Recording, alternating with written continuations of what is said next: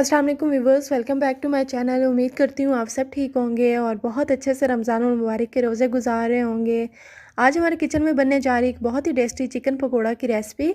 इसको बनाने के दो तरीके हैं। एक जो है चिकन को बॉयल किया जाता है और फिर बेसन या मैदे में मैरिनेट करके फ्राई किया जाता है। दूसरा जो है डायरेक्ट बॉयल किए बगैर इसको डायरेक्ट जो है मैदा, बेसन और दही में जो है मैरिनेशन की जाती है और फिर फ्राई किया जाता है। तो आज मैं जिस तरीके से बनाने जा रही हूँ, इसमें सबसे पहले हमें इसको बॉयल करना होगा। तो जिन अज़्ज़ा की ज़रूरत है पहले वो देख लेते हैं। यहाँ पे 1 पाव बोनलेस चिकन चाहिए होगा। आप बोनलेस भी ले सकते हैं और हड्डी के साथ भी ले सकते हैं। ये आपकी अपनी चॉइस है। और टेस्ट में दोनों का टेस्ट ही बराबर होगा, दोनों ही बहुत मज़ेदार और टेस्टी बनेंगे। तो कोई मसला नहीं है, आप चाहे बोनलेस ले लें या हड्डी के साथ ले लें। और इसके अलावा यहाँ पे हमें 1 टीस्पून नमक चाहिए होगा और हाफ़ टी स्पून हल्दी पाउडर चाहिए होगा। और इनके अलावा लास्ट पे जो है स्पाइसेस में हमें हाफ़ टी स्पून पिसी हुई काली मिर्च चाहिए होगी, ब्लैक पेपर। और इसके अलावा जो है यहाँ पे हमें 1 टेबल स्पून अदरक लहसुन का पेस्ट चाहिए होगा।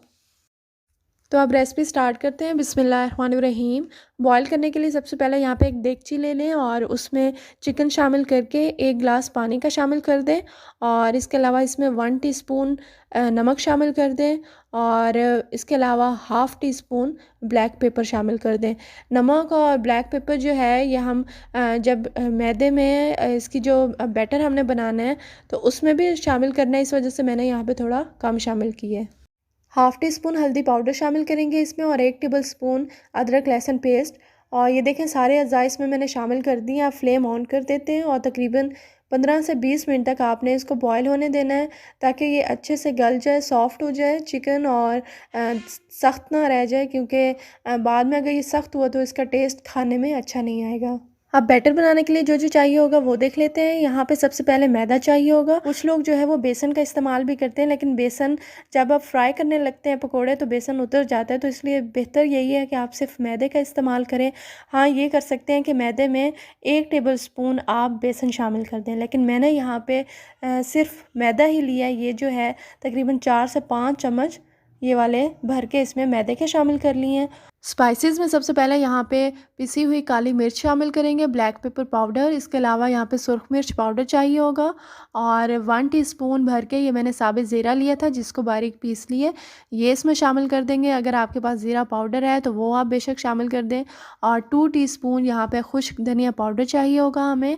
और इसके अलावा 3 से 4 ये सब्ज़ मिर्चें हैं जिनको बिल्कुल बारीक चॉप कर लें। और इनके अलावा जो है यहाँ पे हमें एक अंडा चाहिए होगा, ये हम इसमें शामिल करेंगे।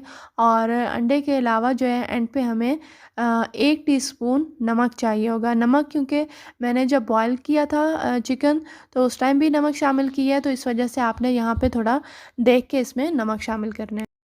ये देखिए मैदे में मैंने सारा कुछ शामिल कर दिया और ज़्यादा अच्छे टेस्ट के लिए इसमें थोड़ा सा पुदीना भी बारीक कटा हुआ शामिल कर दिया। आप लोग अगर चाहें तो पुदीना और इसके अलावा जो है सब्ज़ लहसुन 1 या 2 बारीक चॉप करके वो भी शामिल कर सकते हैं। और यहाँ पे चुटकी भर इसमें पिसा हुआ गरम मसाला शामिल करेंगे और 1 टीस्पून भर के इसमें कसूरी मेथी का शामिल करेंगे, ज़्यादा अच्छी खुशबू और टेस्ट के लिए। इन सब चीज़ों को अच्छे से मिक्स कर लें और थोड़ा सा पानी शामिल करके इस तरह का बैटर तैयार कर लें। आपने इसको इतना गाढ़ा रखना है, इससे ज़्यादा पतला नहीं करना, वरना जो है पकोड़े अच्छे नहीं बनेंगे। और इसके अलावा इसमें थोड़ा सा मैंने सब्ज़ धनिया बारीक कटा हुआ शामिल कर दिया है। अच्छा, सब्ज़ धनिया और सब्ज़ लहसुन और पुदीना ये ऑप्शनल है, अगर आप लोगों को पसंद है तो आप ज़रूर इसमें शामिल करें, इससे जो है इसकी ज़्यादा अच्छी खुशबू और टेस्ट बनेगा। बैटर बना के बॉइल्ड चिकन शामिल करें और 1 घंटे के लिए मैरिनेट कर दें। अब फ्राई करने के लिए एक पैन लें और उसमें 2 कप ऑयल शामिल कर दें। ऑयल को आपने बहुत ज़्यादा गर्म करना है, बबल्स से जो है अंदाज़ा हो रहा होगा कि किस हद तक गर्म करना है, ताकि जितना अच्छा ऑयल गर्म होगा तो उससे कोटिंग जो है वो उतरेगी नहीं और पकोड़े ज़्यादा अच्छे बनेंगे। जितनी देर तक आपने ऑयल में सारे पकोड़े शामिल करने हैं उतनी देर तक फ्लेम को ज़्यादा ही रखना है और उसके बाद आंच को कम कर देना है। और जब आपने गरम ऑयल में पकोड़े शामिल करने हैं तो 1 मिनट तक आपने हाथ नहीं लगाना। उसके बाद जो है आंच को भी कम कर देना है और साथ साथ पकोड़ों के साइड चेंज करते रहेंगे और तकरीबन 8 से 10 मिनट तक हमने इसको हल्की आंच पे इसी तरह अच्छे से कुक कर लेना है। और अब मैं आप लोगों को इसकी नेक्स्ट फाइनल लुक दिखाती हूँ कि किस तरह के पकोड़े बने हैं। मैंने इनको डिश आउट कर दिया और ये देखें माशाल्लाह बहुत ही ज़बरदस्त मज़ेदार और टेस्टी चिकन पकोड़ा तैयार है। आप इसको ग्रीन चटनी के साथ सर्व करें और जैसे आजकल रमज़ान शरीफ है तो आप अफ्तारी टाइम ज़रूर घर पे ट्राई करें, इंशाल्लाह तारीफ़ ही होगी। और अगर आप लोगों को मेरी आज की ये वीडियो अच्छी लगी है तो शेयर करें और आप मेरे चैनल पर न्यू हैं या इसी तरह की मज़ेदार रेसिपीज़ देखना चाहते हैं तो मेरे चैनल को ज़रूर सब्सक्राइब करें। दुआओं में ज़रूर याद रखिएगा। इंशाल्लाह मिलते हैं अपनी नेक्स्ट वीडियो में, तब तक के लिए इजाज़त दीजिए। अल्लाह हाफिज़।